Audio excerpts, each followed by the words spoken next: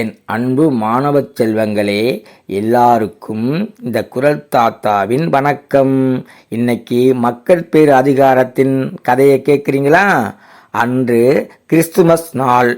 நந்தினி அவளோட வீட்டில் சின்னதாக ஒரு கிறிஸ்துமஸ் மரம் வச்சு அலங்காரம் பண்ணிக்கிட்டு இருந்தா. அப்போ அவளோட அம்மா நந்தினி கிட்ட 200 ரூபாயை கொடுத்து கிறிஸ்துமஸ் கார்டும் கேக்கும் வாங்கிட்டு வர சொன்னாங்க. நந்தினி கடைக்கு போனா.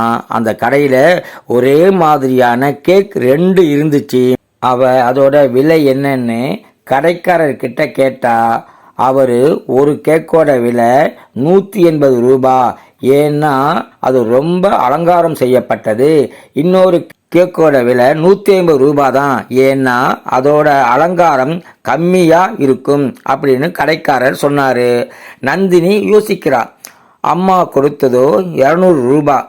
அதுல 180 ரூபாய்க்கு கேக் வாங்கினா கார்டு வாங்க முடியாது. அதனால 150 ரூபாய் கேக் வாங்கிட்டு மிச்ச காசுக்கு கிறிஸ்துமஸ் கார்டும் வாங்கணும்னு நினைச்சா. ஏன்னா அழகா இருக்குன்னு வாங்கக்கூடாது, நமக்கு தேவைப்படுறத மட்டும் வாங்கணும்னு முடிவு செஞ்சா. 180 ரூபாய் கேக்கையும் கிறிஸ்துமஸ் கார்டையும் வாங்கிக்கிட்டு வீட்டுக்கு போறா. கடையில் அவ எப்படி கேக் தேர்வு செஞ்சான்னு அவளோட அம்மா அப்பா கிட்ட சொல்றா. அதை கேட்ட அவளோட அப்பா தன் மனைவி கிட்ட சொல்றாரு, பணம் இருந்தாலும் சரியா யோசிச்சு முடிவு எடுக்க தெரிஞ்ச அறிவு உள்ள பிள்ளை நமக்கு கிடைச்சதை நினைத்தால் பெருமையா இருக்குன்னு. ஆமாங்க, நம்ம நந்தினி புத்திசாலி பொண்ணுதாங்க அப்படின்னு சொல்லிட்டு மகிழ்ச்சியா கிறிஸ்துமஸை கொண்டாடுறாங்க. குழந்தைகளா, இதுலேருந்து என்ன தெரிஞ்சுக்கிட்டீங்க? தன்னுடைய பிள்ளைங்க அறிவோட இருக்கிறது தான் பெற்றவங்களுக்கு பெருமை.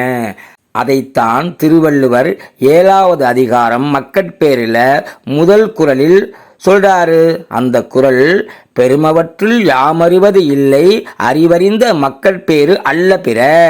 இந்த குறளின் விளக்கம், நாம் அடைய வேண்டும் என்று விரும்புகிற செல்வங்களுக்குள் நல்லறிவுடைய குழந்தைகளை பெறுவதை காட்டிலும் சிறந்தது வேறு எதுவும் இல்லை.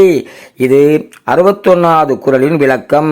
அதனால் இந்த குறள் தாத்தா சொன்னது போல தினம் தினம் காலை எழுந்ததும் ஒரு 15 நிமிடமாவது திருக்குறளை படிச்சுக்கிட்டு வந்தீங்கன்னா நீங்கள் வளரும் போதே அறிவும் வளரும்.